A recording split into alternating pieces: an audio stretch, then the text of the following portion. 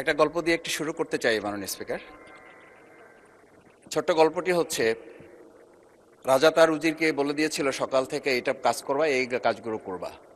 উজির বলেছিল যে আমাকে যে কাজগুলো বলেন কোনটা কখন গুরুত্বপূর্ণ কোনটা ছুটে যায় তার চেয়ে আপনি আমাকে একটা তালিকা করে দিলে ভালো হয়। একটা তালিকাও করে দিয়েছিল। তালিকা দেখে দেখে সে কাজ শুরুই করেছিল। হঠাৎ করে রাজার মনে হলো সে একবার শিকারে যাবে। ঘোড়ার পেটে উঠে যখন রেকাবে পা ঢুকিয়েছে, রেকাবে পা ঢুকালে পা আটকে গিয়েছিল। পাটা যখন ছুটাতে পারছিল না তখন সে উজিরকে বারবার ডাকছিল, আমার পাটা এখান থেকে বের করে দাও। পাটা বের করতে যাচ্ছিল না উজির, কারণ উজির বারবার খুঁজছিল যে তালিকাটা করে দেওয়া হয়েছিল সেই তালিকার মধ্যে পা আটকে গেলে ওটা বের করে দেওয়ার বিধান ওখানে আছে কিনা। শেষ পর্যন্ত রাজার পা আর ওখান থেকে বের করা যায় নাই এবং রাজাকে মুক্ত করা সম্ভব হয় নাই বলে আমরা গল্পে জেনেছি।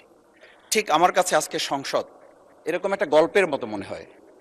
আমরা জুলাই সনদে যখন আমাদের 4 বছরের সন্তানরা জীবন দিয়েছে, আমরা যখন দেখেছি বিগত 17 বছর উন্নয়নের কথা বলে আমাদের নির্বাচনকেই ভুলে দেওয়া হয়েছিল, আবার বিগত 1.5 বছর আমরা লক্ষ্য করলাম যে সে সময় আমরা কেউ কেউ নির্বাচন এবং নির্বাচন বলে বলে আমরা আমাদের মাথা থেকে বিচার এবং সংস্কারটাই ভুলে দিয়েছিলাম।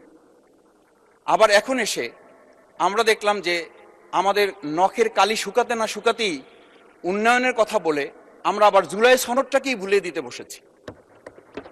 আমি খুবই বিব্রত হই যে আমাদের সন্তানেরা রাস্তায় দাঁড়িয়ে সেদিন কি প্ল্যাকার্ডে এটা লিখেছিল যে আমরা একটা ফ্যামিলি কার্ডের জন্য আজকে রাস্তায় দাঁড়িয়েছি।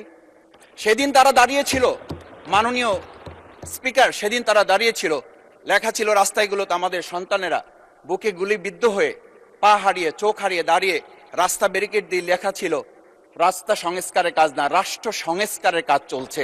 আমরা যেন সংস্কারের কথাটা মাথায় নিতে পারছি না। আমরা সংস্কারের পরিবর্তে এখন আমরা সংশোধনের দিকে যাচ্ছি। আমরা তো এই সংশোধনীর জন্য আমাদের ছেলেরা, আমাদের তরুণ যুবকরা, আমাদের জনতারা কাজ করে নাই। আমি একটা কথা পরিষ্কার বলি, অ্যামেন্ডমেন্টের জন্য তো শেখ হাসিনাও সেদিন অফার করেছিল 24 ঘন্টা দরজা খোলা আছে, তোমরা সংশোধনের জন্য আসো। সেদিন এই ছাত্র জনতা সংশোধন মেনে নেয়নি, তারা সংস্কারের জন্য কথা বলতে চেয়েছিল। আজকে আমরা সংস্কারটা মাথায় নিতে পারছি না কেন? মাননীয় স্পিকার, আমি আর একটা কথা আপনাকে একটু স্মরণ করানোর জন্য বলছি। আমরা ছোট সময় আমি বাংলায় সাহিত্যে অনার্স করে, আজকে আমাকে আপনি স্নেহের সাথে মাসুদ বলে বলেছেন। আমার সংসদের নাম শফিকুল ইসলাম। এই মাসুদ নামটা যারা একেবারে খুব আমাকে স্নেহ করেন, আদর করেন, তারাই ডাকেন। আমি বাংলার সাথে আমাদের রাষ্ট্রবিজ্ঞানের ছিল, রাষ্ট্রবিজ্ঞানে আমরা ছোট একটা বাক্য পড়েছিলাম, নেসেসিটি নোস নো লস। আমরা এই নেসেসিটিকে আজকে একটা সংবিধানের ধারাবাহিকের মধ্যে আমরা আটকে ফেলেছি। আমরা লাইন খুঁজতেছি, আমরা দাড়ি কমা সেমিকোলন খুঁজতেছি।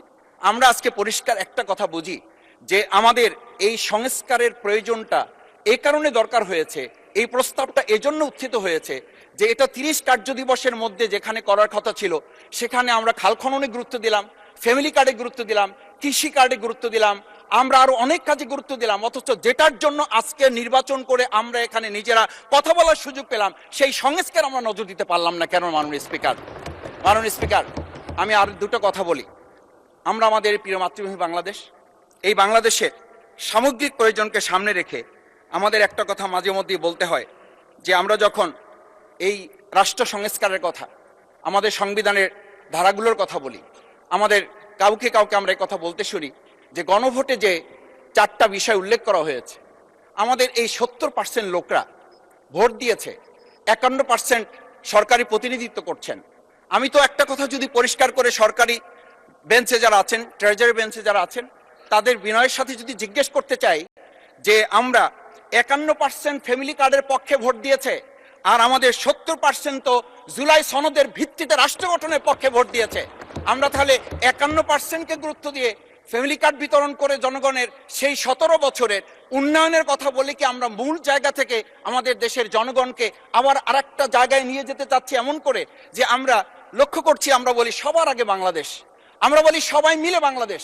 আমি তো তা লক্ষ্য করছি না। আমাদের আশঙ্কার জায়গাটা, আমাদের উদ্বেগের জায়গাটা, উৎকণ্ঠের জায়গাটা মাননীয় স্পিকার ওইখানে যে 11টা সিটি কর্পোরেশনের প্রশাসক বদল হয়েছে। আমরা কি লক্ষ্য করলাম না সবাই মিলে যদি বাংলাদেশ হয় তাহলে সরকারি দলের বাইরে একজন যোগ্য লোক, সৎ কি মানুষ ওখানে খুঁজে পাওয়া গেল না? মাননীয় স্পিকার, আরেকটা কথা বলি, 42টা জেলা প্রশাসক বদল হয়েছে। মাননীয় স্পিকার, এই পাশ থেকে প্রায় কথা বলি যে এখানে বলা হয়েছে যে মানে আমরা সবাই মিলে বাংলাদেশ, সবার বাংলাদেশ যখন বলি, সবাই মিলে দেখি টেবিল চাপড়িয়ে আমরা এই মহান জাতীয় সংসদকে খুবই সরগরম করে ফেলি। এই 42টা যে জেলা প্রশাসক নিয়োজিত হয়েছে, এই জেলা পরিষদে গোটা বাংলাদেশের মধ্যে আজকে এখানে যে কমিটি হয়, সেই কমিটিতে আমরা বলি ন্যায্যতার ভিত্তিতে আপনাদের থেকে 2 জন দেন, 1 জন দেন। মাননীয় স্পিকার, খুবই বিনয়ের সাথে জিজ্ঞেস করি, আমরা কি সেই নতুন বাংলাদেশের দিকে যেতে পেরেছি যেই বাংলাদেশে এই 42 জন জেলা পরিষদের 1 জন জেলা পরিষদকে আমরা কাউকে খুঁজে বের করতে ওখানে ন্যায্যতার ভিত্তিতে দিতে পারলাম না? মাননীয় স্পিকার, আমরা তত্ত্বাবধায়ক আমাদের অন্তর্বর্তীকালীন সময়ে যখন 1-2 জায়গায় এরকম প্রশাসক নিয়োগ হয়েছে, আমরা বললাম এটা সংবিধান লঙ্ঘন এবং এটা গণতন্ত্রের সাথে সাংঘর্ষিক। আজকে গণতন্ত্রের নির্বাচনের ভিত্তিতে আমরা যখন একটা সরকার পেলাম, সেই সরকারে স্থানীয় নির্বাচনের দিকে না গিয়ে যেখানে সরকারের প্রশাসক ছিল তাদেরকে তড়িঘড়ি করে বদল করে বিশ্ববিদ্যালয় গেলে থেকে শুরু করে নিজ দলীয় লোক গ্রহণ করে, আমরা কি এটা বলতে পারি যে সবাই মিলে বাংলাদেশ এবং সবার আগে বাংলাদেশ আসলে এটা আমাদের দেশে আসছে? আমরা বলতে পারি না বিধায়ী আজকে জুলাই সনদ বাস্তবায়ন এবং তার ভিত্তিতে আমাদেরকে এখানে শপথ গ্রহণ করানো হয়েছে। আমাদের এই ট্রেজারি বেঞ্চ থেকে আমাদেরকে বলা হয় এটাই নাকি অবৈধ হয়েছে।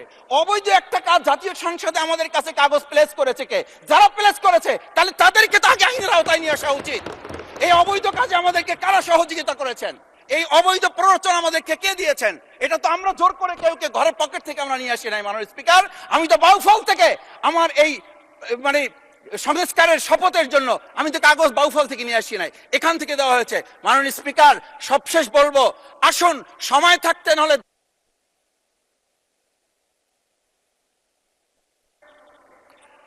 ধন্যবাদ মাননীয় সদস্য।